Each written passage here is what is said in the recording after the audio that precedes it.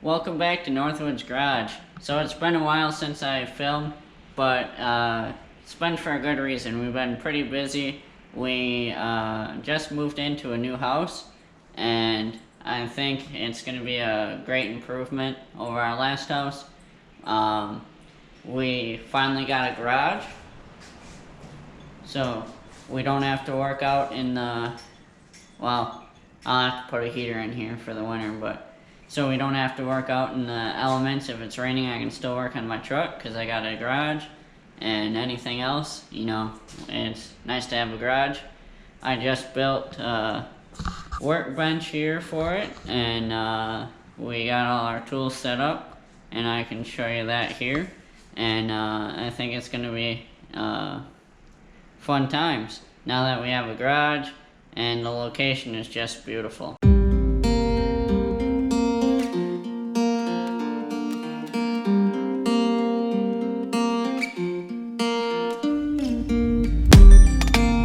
So I've come to the conclusion, just a rotten piece of fruit. So I'll end up. Well, folks, it's a sad day. The F-250 is officially for sale on Facebook Marketplace. $8,000 or best offer. And we'll see what happens. Hopefully we can get something for it. I mean, look at this thing. Beautiful truck. But sad to see her go. Look at that sunset over the river. Beautiful. Well, another thing happened yesterday. My girlfriend and I were driving, and we were going to Walmart, and a deer ran out in front of us, and here's what her car looks like now. Sharing the headlight, nice crack here, dents in the hood, and shared the whole passenger side windshield. Lucky it didn't come through.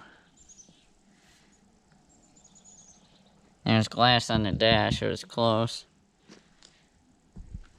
And rolled all the way up here, there's still crap on the doors and stuff like that. And then fender got pushed back here. You can see the hood gap now.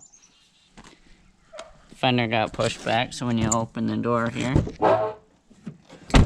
catches on the fender. Yeah, she still runs and drives. Not leaking any fluid or nothing. So that's good at least. Didn't hurt any of the internals. Have to get that fixed. Alright, so I was editing this, and for some reason the GoPro didn't record the clip of me explaining what this is. So I'll explain that here. So basically you put your reel in here like you would your rod, and this here holds the spools of line, and then there's these bushings that go through the spool, and on these little balls to hold the spool in there so it can spin.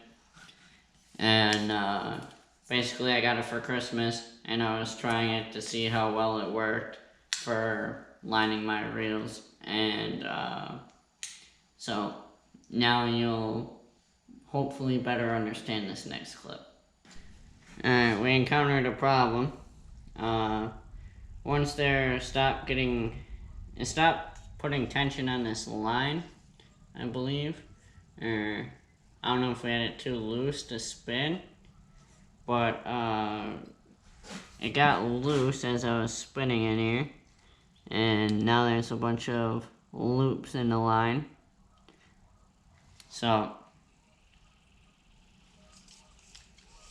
but I put tension back on it, and I'm able to spin it up if I release the bail here, I can spin it back onto the spool.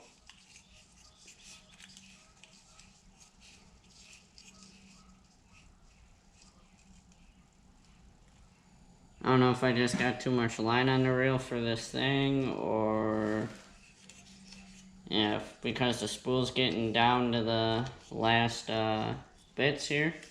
That's why it decided to quit spinning, and it just didn't have enough tension.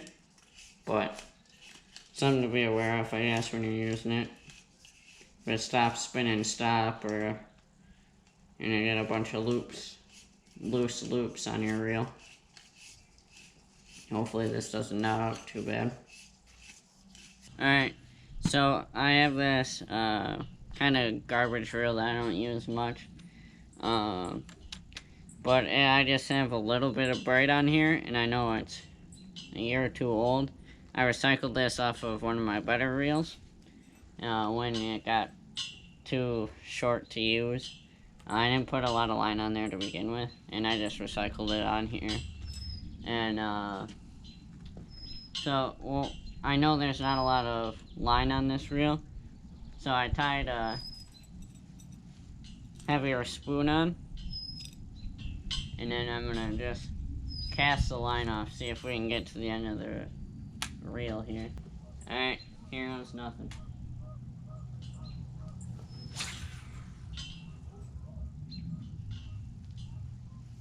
Well, we got close. Don't have much line left on there. The rest I can just pull off. Works pretty good. Alright, a little budget tip here for you guys. Now that we got the line off this reel, I'm gonna recycle the line off my other good reel. So basically I just tied it on, and I just opened the bail on my other reel here, and then I'm able to just reel in, and all the line that got used a bunch is gonna go to the bottom of the bail, and all the line that didn't get used much that's on the bottom is now going to the top, so it can be used like basically half and half is what I'm saying. So it's a good budget tip if you don't want to cough up the money for line. Like, you know, line's not overly expensive, but it's not overly cheap either, especially if you want to get some good stuff and you want to get the most out of your line. You can recycle it onto another reel, and it's a great way to save some money. And especially when you don't want to buy, you know, brand new line for your reel that you don't use much. So why not recycle and get the most out of your money? Little budget tip there. Now look how nice that is. You got line on your reel, and you didn't even have to go out and buy new line for it, and it's just as good as new. Perfect, works out great. Alright, so the bushings that they give for these spools to go on, they're not quite big enough, or they don't quite fit this reel of Power Pro I have. So it's kind of half on there and half not. And we're trying it with a bait caster here now, so we'll see how this works. Try to get it to work here. I mean, it's pulling. I think if we don't need it spinning. I think if we just tighten this up so the swivel here stops, I think it'll line up nice. Yep. So overall opinions on this, does it work? Yes. Is it practical enough that I would use it all the time? Not really. And that's for a couple reasons. It's kind of hard to get these spools in here. You know, the first one, let's see where I got it. The spider line that I had, these little bushings fit right in there perfect. They met end to end, and it fit in there nice. And it was pretty easy to tighten everything down. But Power Pro, it didn't fit this small spool here. I didn't test it with any spools bigger than, you know, your average size, your 150 size.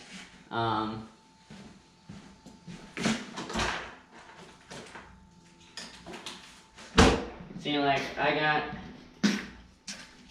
a spool of spider line here. The spider line worked great. It fit right in there. Nice. But this, this other one here, this Cajun line, I don't know how this one's gonna work. It's kind of got a bigger hole like the Power Pro does, but it's not real skinny like the Power Pro. This is like a real skinny, skinny spool of it. Like, look at the size comparison to your normal 150 that you would get with like a spider line or a tri-line or whatever you get like that. Size comparison, right there. And so, I don't know how a reel like this would work, because I got a spool of this, and this is 1,450 yards, and then I got